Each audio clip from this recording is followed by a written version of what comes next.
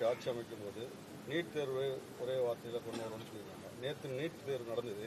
இது மாணவரோட பட்டன் எல்லாம் முற்றிலும் அழுக்கப்பட்டிருக்குது. பெண் பிள்ளைகளை, அதுவும் இல்லாமல் 22 மாணவர்கள் இது வரைக்கும் இந்த நீட் தேர்வு அச்சத்தினால உயிரிழந்திருக்காங்க. பொண்ணு கூட தற்கொலை பண்ணிடுச்சு.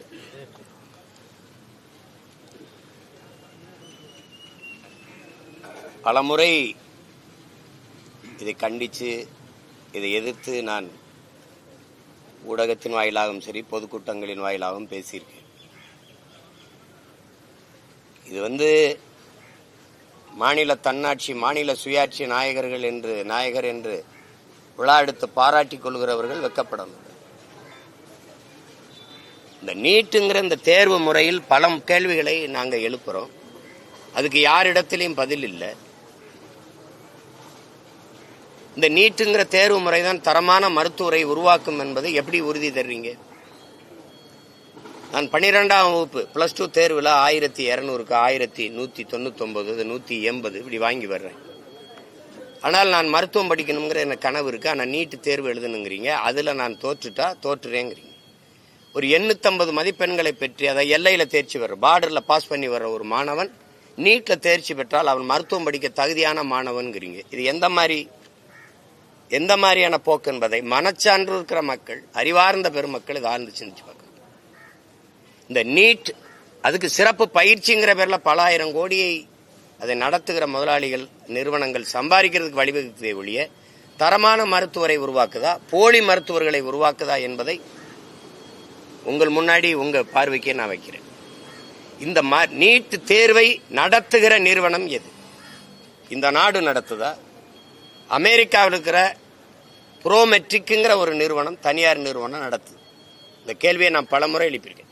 உன் நாட்டின் மாணவனுக்கு தேர்வையே நடத்த முடியாத, அதுக்கு தகுதி இல்லைன்னு சொல்ற நீ, அது அமெரிக்காவில் இருக்கிற ஒரு தனியார் நிறுவனம் தான் உன் நாட்டின் தரமான மருத்துவ மாணவர்களை தேர்வு செஞ்சு தருவாங்கிற நிலைமை எவ்வளவு அவமானகரமானது என்பதை என் இன மக்கள், என் அன்பு சொந்தங்களை ஆழ்ந்து சிந்திச்சு பார்க்கணும். இது எவ்வளவு கொடுமையானதுன்னு பாருங்க.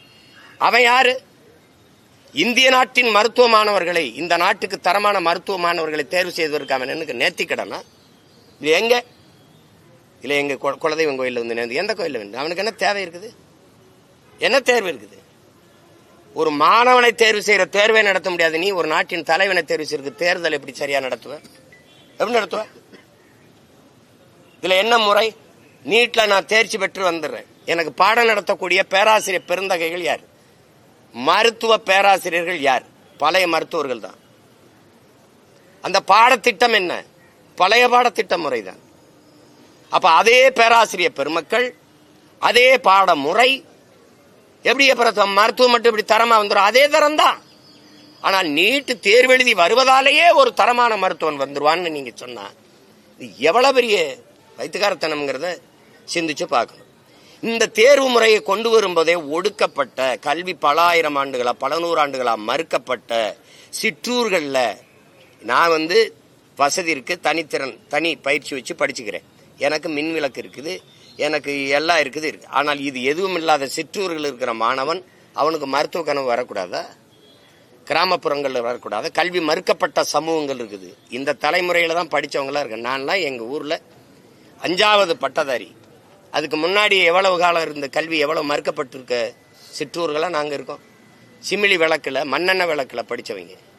அப்ப எங்கள் நிலைமையெல்லாம், அப்ப நீ அந்த மாதிரி வரும்போது அவனெல்லாம் மருத்துவ கனவு பாலாகி போயிரும், பொசுங்கி போயிரும், கருகி போயிரும்ங்கிற ஒரு கனவு, இது ஒரு தொலைநோக்கு பார்வை இல்லாது. எப்படி இந்த நீட்டு தேர்வை காங்கிரஸ் கொண்டு வந்த போது இதே திமுக அரசு எப்படி ஆதரிச்சது? என் தங்கச்சி அனிதா செத்த பிறகு ஏற்பட்ட புரட்சியில, அவன் மரணத்தில் ஏற்பட்ட கொந்தளிப்புல உடனே ஐயோ இல்ல நாங்க அப்படி இப்படி நீட்டை நாங்க ஒழிப்போம், அதுக்கு ரகசியம் வச்சிருக்கோம்னு நீங்க கதை விட்டீங்க. 60 லட்சத்துக்கு மேல கையெழுத்து வாங்கினீங்க. என்ன பண்ணீங்க? சேலம் மாநாட்டில் குப்பையில் தூக்கி போட்டு போயிட்டீங்க. யார்கிட்ட கொடுத்தீங்க அந்த கை? ஐயா பிரதமர் மோடியை சந்திச்சீங்க, ஐயா உள்துறை அமைச்சர் அமித்ஷாவை சந்திச்சீங்க, முதல்வர் சந்திச்சார், தம்பி உதயநிதி துணை முதல்வர் சந்திச்சார். என்ன செஞ்சீங்க? எங்க கொடுத்தீங்க? எங்க கொடுத்தீங்க? இது பாதிக்கும்னு தெரியாம எப்படி இந்த முறையை கொண்டு வந்தீங்க?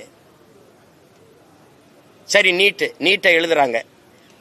இந்தியா முழுமைக்கு மாணவர்கள் நீட்டு தேர்வு எழுதுறாங்க. என் மாநிலத்தில் மட்டும் ஏன் இந்த கொடுமை நடக்குது? இந்தியாவில் எந்த மாநிலத்தில் என் பிள்ளைகளுடைய துப்பட்டாவை எடுக்கிறான்?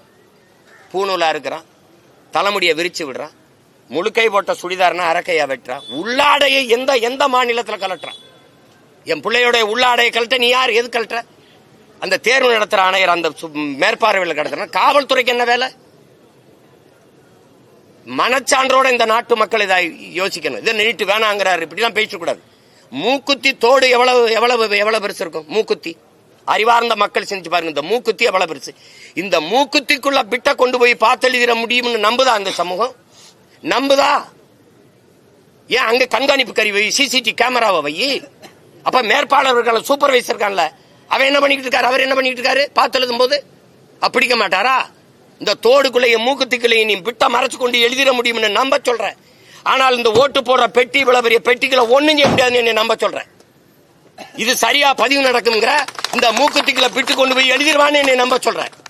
அருணா கொடியா இருக்க சொல்ற, பூணூலா இருக்க சொல்ற, தாலியை கழட்ட சொல்ற. இதெல்லாம் ஒரு ஜனநாயக நாடா? ஏன் எனக்கு படிக்கிறது இந்த நாட்டில் மட்டும் நான் விரும்பிய கல்வியை கற்கிறது ஏன் எனக்கு இவ்வளவு கடினமையா இருக்கு? ஏன் உலகத்தில் எந்த நாட்டிலே கல்வி ஏன் சுகமா இல்லாம சுமையா இருக்கு? ஏன் இவ்வளவு கொடுமையா இருக்கு? உங்களெல்லாம் யாரா மருத்துவராக சொன்னதுன்னு கேட்கிறீங்களா? என்ன கணக்கில் இதை கொண்டு வரீங்க?